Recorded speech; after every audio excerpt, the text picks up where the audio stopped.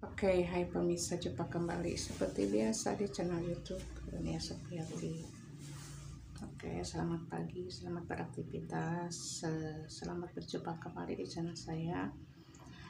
Ini vlog pemirsa ya, jadi aneka kuliahnya kita tunda dulu. Inginnya kita istirahat ya menjelang tahun baru, tapi ya karena kebutuhan ya, walaupun sedikit ya, tetaplah kita mah manusia ya, harus tetap berputar ya roda kehidupannya. Kita mencari nafkah walaupun ya sedikit, kita syukuri. Oke, mohon izin pemirsa ya, saya akan sharing ya, hidup berumah tangga yang sehat itu seperti apa. Satu ya, mungkin ada komunikasi ya antara pasangan, kemudian antara orang tua dan anak. Kalau pasangan yang baik itu tidak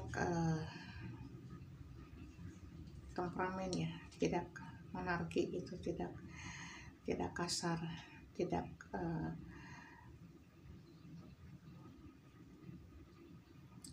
jangan selalu menzalimi ya intinya. Jadi jangan suka melakukan kegiatan atau hal yang sifatnya menyakiti hanya karena untuk mencari sesuatu hal nilai lebih dari diri. Jangan sampai, karena kita hidup ya, kalau kita menuai kejelekan ya mau apa sih, ini hidup yang nggak ada artinya.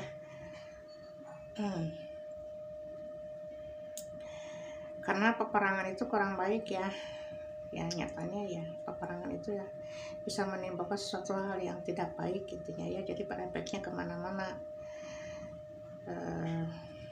Ya ibaratnya satu kubu nih, satu rumah konflik terus, efeknya itu akan kemana-mana, sama aja. Ibaratnya peperangan di dalam satu negara atau dua negara ya, efeknya ke negara lain, imbas lah masalah perekonomian begitu. Jadi ya samalah hidup berumah tangga juga ya. Kalau kita berperang terus ya peperangan terjadi, konflik terjadi, siapa yang kena ya? Orang lain yang tidak bersalah.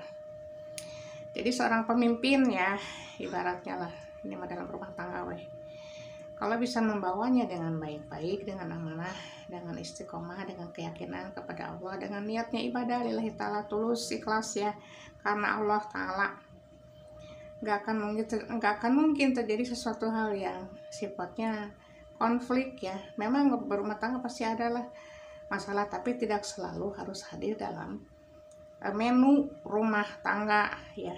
Lebih baik kita rubah menu makanan, masakan nih, pinginnya apa nih anak makan sama apa, kita perbaiki gizi menunya ya. Jadi nutrisi yang masuk itu perbaiki ya. Jangan mendoktrin anak dengan pola pikir yang salah untuk mendidik hal yang negatif begitu. Jadi ini anak akan karakternya ya akan seperti tipenya ya yang mendoktrin anak tersebut. Jadi sayang sekali masa depan anak ke depan nih mau bagaimana kalau meniru tipe yang pendoktrin seperti itu. Ya harusnya menjadi seorang pemimpin dalam rumah, cuma menjadi pengacau dalam rumah tangga.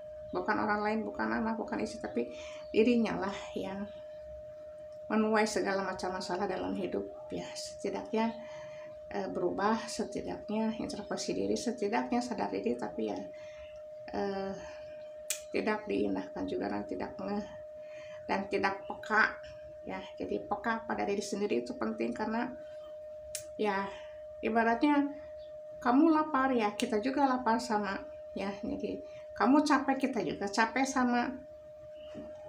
Kamu ngantuk kan, kita juga sama ngantuk, ada lelahnya. Jadi peka kepada diri sendiri itu bukan berarti kita mementingkan segala keinginan, kebutuhan itu sendiri. Ibaratnya pemirsa ya, makan enak lebih baik sendiri, nggak peduli anak istri mau makan sama apa, yang penting tubuh orang tersebut sehat tanpa sakit ya.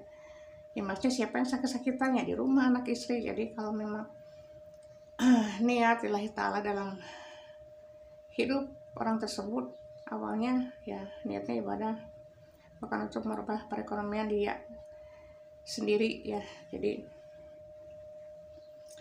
jangan ngasih racun lah dalam hidup rumah tangga. Lebih baik menuai madu ya dalam kemanisan hidup rumah tangga. Karena kalau menuai racun ya pahit. Kalau obat diminum nggak apa-apa, aman karena untuk kesehatan. Tapi kalau racun dimakan ya ujung-ujungnya apa? Kan nggak baik buat tubuh ya. Jadi kalau seseorang yang secara emosional stabil ya, tidak labil, tidak naik turun, tidak jelas, kemudian ya diajak komunikasi ya bisa aman-aman aja ya, bisa nyambung gitu, bisa baik-baik saja. Tapi kalau sudah tidak nyambung, tidak satu prinsip, tidak satu jalan, tidak satu tujuan begitu ya, kemudian tidak satu arah, ya mau bagaimana membangun rumah tangga. Karena pondasi yang kuat itu di kepala rumah tangga, bukan di istri-istri hanya sebagai pengayom, bukan pengayom ya,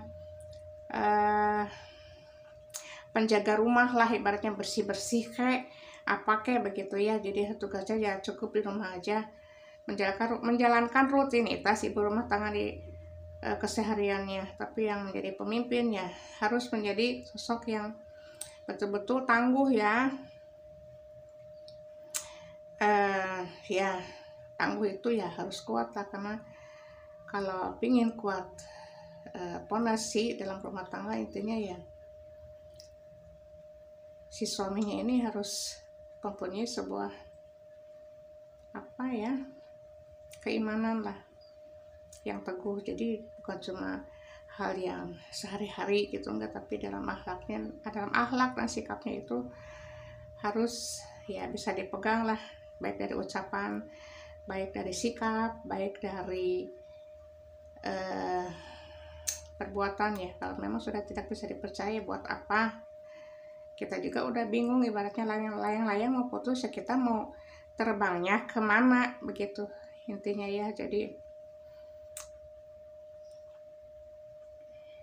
ya kalau udah hancur ya itu bukan salah kita, bukan salah anak-anak, bukan salah istri, bukan salah anak-anak, bukan salah keturunan, tapi yang bawa dalam hidup rumah tangga itu alurnya mau kemana begitu intinya. Jadi munti luhur nangis rusak, handap nake bakal rusak begitu aja. Jadi kita harus mandiri ya, berpegang teguh kepada kepalan tangan kita sendiri, bagaimana cara kita untuk menyambung hidup begitu aja. Karena kalau orang seperti itu ya susah untuk kita jadikan sandaran, susah untuk kita jadikan teman bicara, susah untuk kita jadikan sebagai teman dalam hidup sehari-hari juga ya udah ribet. Jadi susah untuk kita menjalani hidup rumah tangga aja ya seperti apa ya, nggak jelas ya, ngambang. Jadi jangan merasa percaya diri bahwa sudah berhasil sukses untuk membentuk rumah tangga, enggak. Jadi sesuai karena dengan kapasitasmu, kualitasmu, dan apalagi pemirsa ya, potensimu sudahkah diperbaiki? Dari kebutuhan ya, yang detailnya aja dulu, yang kecil-kecilnya nih, sandang dan pangan, air rumah malah itu mah kebutuhan primer ya. Jadi ya wajib memang, tapi kalau sudah mampu, kalau belum mampu ya udahlah, mungkin yang dipaksakan juga ya. Kalau masih ada orang tua ya syukur-syukur bisa mandiri, lepas dari orang tua, punya tempat sendiri begitu pemirsa ya. Selain sandang pangan ya, karena kita memerlukan tubuh yang sehat ya. Jadi menu makannya mungkin kalau memang sudah bertahun-tahun hidup berumah tangga, mungkin menunya enggak itu terus. Jadi tergantung kualitas ya. Jadi jangan menyalahkan orang lain bahwa hal itu bla bla bla lewat perbuatan orang lain, enggak. Jadi yang membawa rumah tangganya enggak amanah, jadi ngoprek sorangan karena perbuatannya sendiri.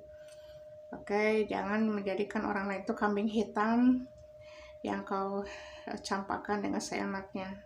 Hargailah antar sesama, karena kalau bukan dari tangan orang lain ya gak akan mungkin rezekimu mengalir.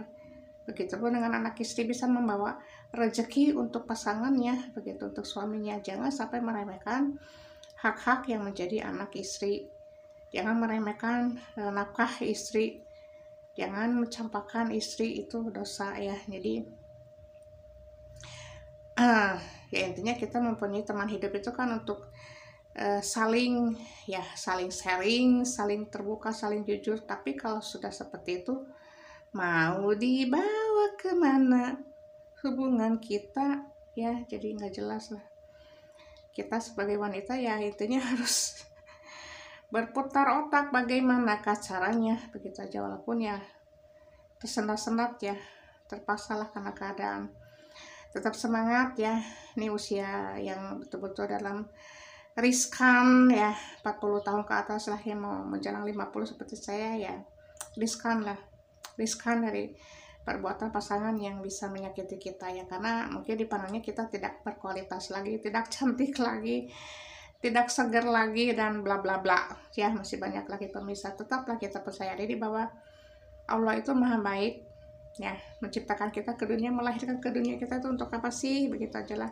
Bagi kalau kita mempunyai sebuah kualitas ya, atau sesuatu hal yang baik lah untuk sesama, ya apa salahnya lah kita jadikan hal yang baik ya, beramal lah. Jadi ya jangan sampai mencat orang, terus orang lain itu selalu banyak kekurangan di hadapan diri ya, karena Allah itu telah memberikan semua hidayah dalam hidup, sudah pada porsinya masing-masing, begitu aja. Oke, sekian dan terima kasih, sampai jumpa lagi.